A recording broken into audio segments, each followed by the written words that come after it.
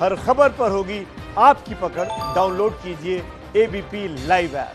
इस वक्त की बड़ी खबर हम आपको बता दें, प्रवासी मजदूरों के पलायन के मुद्दे पर सुप्रीम कोर्ट में आज सुनवाई चल रही है। कोरोना संकट में मजदूरों के दर्द और उन्हें घर पहुंचाने को लेकर हुई व्यवस्था को लेकर सुप्रीम कोर्ट में जोरदार बहस हो रही है। सरकार से यह कहा गया है कि सभी मजदूरों को फ्री में उनके घर तक पहुंचाया जाए।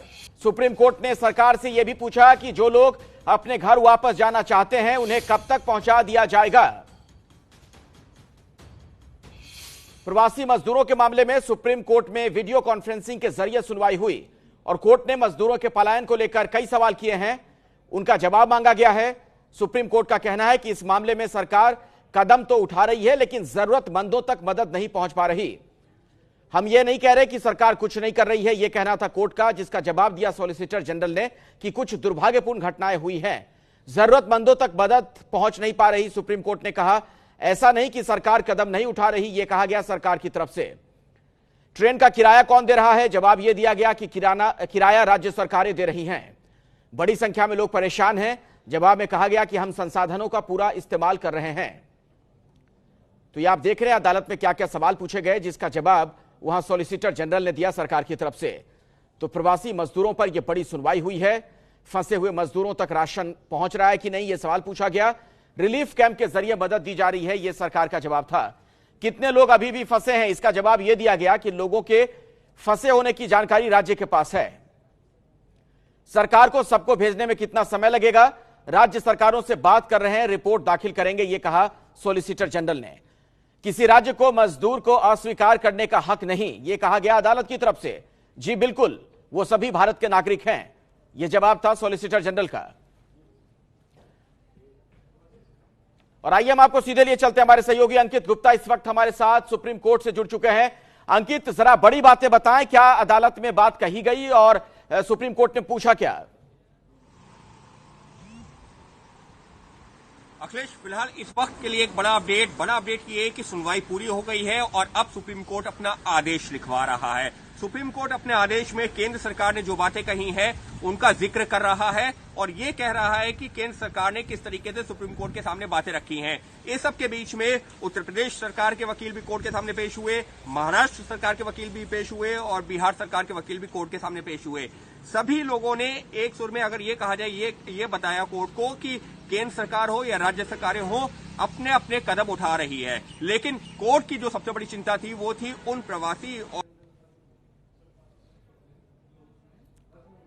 तो सुनवाई पूरी हो चुकी है सुप्रीम कोर्ट में और इस वक्त फैसला लिखा जा रहा है। यह एक बड़ी जानकारी दी है अंकित गुप्ता ने अभी सुप्रीम कोर्ट में मजदूरों पर जो सुनवाई चल रही थी, अदालत की तरफ से जो सवाल पूछे गए थे उसके जवाब मिल गए हैं और अब अदालत का फैसला किसी भी वक्त इस पर आ सकता है। आपको बता दें कि फैसला इस वक्त लिखा जा रहा है सुप्रीम कोर्ट में। मजदूरों के मामले में बहुत लंबी सुनवाई चली, सॉलिसिटर जनरल ने अपना पक्ष वहां पर रखा। अंकित गुप्ता हमारे साथ एक बार फिर से जुड़ गए। अंकित, बढ़ रहा है 1 Mbps हो गया।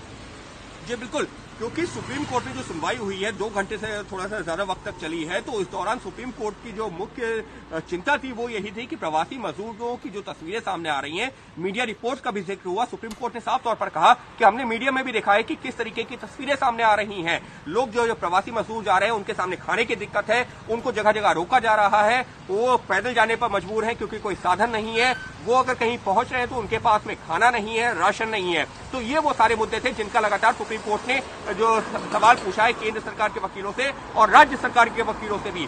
कोर्ट ने ये कहा कि हमारे लिए चिंता का विषय ये है कि जो मजदूर पलायन कर रहे हैं वो कैसे अपने गंतव्य स्थान तक पहुंच रहे हैं, क्या उनके लिए पब्लिक ट्रांसपोर्ट अरेंज किया गया? केंद्र सरकार ने कहा जी हाँ, हमने किया है और एक आंकड़ा दिया कि 1 मई से लेकर के अब तक यानी कि 27 मई तक करीबन 3700 ट्रेनें चलाई गई हैं, जिसमें 50 लाख के आसपास मजदूरों को उनके गंतव्य स्थान तक भेजा गया है। तो ये सारी बातें कही है केंद्र सरकार ने। लेकिन अखिलेश, अगर मैं मोटे तौर पर 2-3 बिंदुओं को समराइज करता हूं पिछले 2 घंटे की सुनवाई के दौरान, कोर्ट की चिंता क्या थी? कोर्ट की सबसे बड़ी चिंता थी जो पलायन कर रहे मजदूर हैं उनको लेकर के, उनको जो खाना मिल रहा है या नहीं मिल पा रहा है उनको लेकर के, जिस तरीके से उनके सामने दिक्कत आ रही है पलायन करने में या जो अपने गंतव्य स्थान तक पहुंचने में, उसको लेकर के, और उसके साथ ही में क्वारंटीन सेंटर में जो सुविधाएं उनको मिल रही हैं उसको लेकर के। और केंद्र सरकार और राज्य सरकारों ने ही बताने की कोशिश की है कि कुछ दिक्कत जरूर है लेकिन कोशिश जारी है।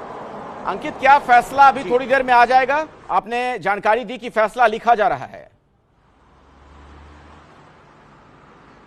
जी बिल्कुल, आदेश लिखवाया जा रहा है और आदेश क्योंकि करीबन 2 घंटे से ज्यादा लंबे वक्त तक सुनवाई चली थी, लिहाजा कोर्ट अपने आदेश में उन सारे पहलुओं का जिक्र कर रही है जो फिर चाहे केंद्र सरकार ने कहा है फिर चाहे राज्य सरकारों ने कहा है। इस सबके बीच में रणदीप सुरजेवाला, जो कांग्रेस के प्रवक्ता है रणदीप सुरजेवाला, उनके जो वकील थे अभिषेक मनु सिंघवी, वो भी कोर्ट के सामने पेश हुए।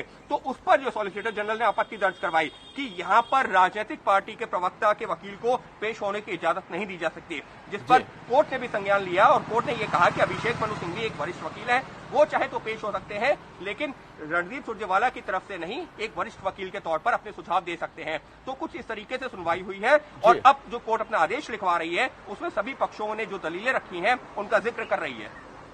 जी।